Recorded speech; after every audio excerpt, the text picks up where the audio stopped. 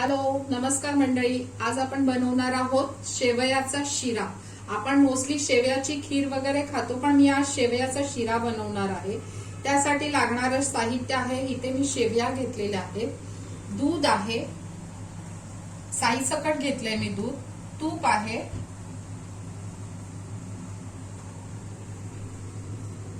इथे मी केसराचं दूध घेतलेलं आहे. केसर जरा दुधात भिजवलेले आहे. इथे जायफळ पूड आणि वेलची पूड आहे.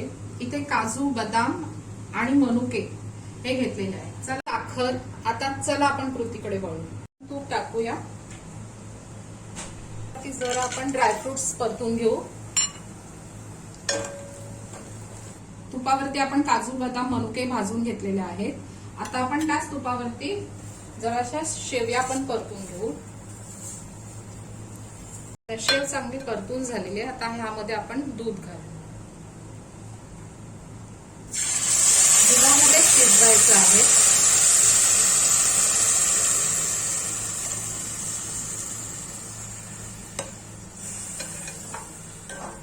आणि त्यामध्ये साखर घालणार आहोत.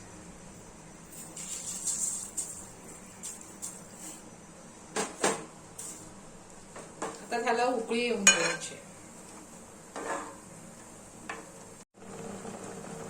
आता ह्याला चांगली उकळी आली, तर ह्यामध्ये आपण केसर आणि दूध हे घालून घेऊ आणि थोडे ड्रायफ्रुट्स.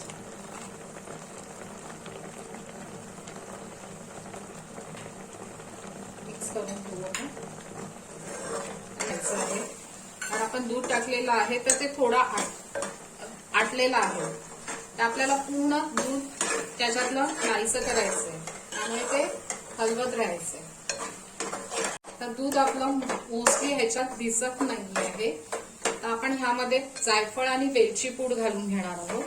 ती चांगली परतून घेऊ आणि थोडंसं तूप टाकून परत हलवणार आहोत.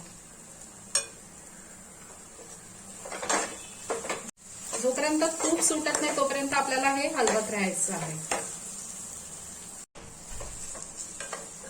मी अजून थोडंसं तूप टाकते, कारण तुपामुळे ह्या शेवया जरा मोकळ्या पटकन होतात. ते आता आपलं झालेलं आहे. बाजूने तूप सुद्धा सुटलेलं आहे. आपलं शेवयाचा शिरा झालेला आहे. आता आपण सर्व करून घेऊया. थोडी आपण तुपाची धार सोडू त्याच्यात.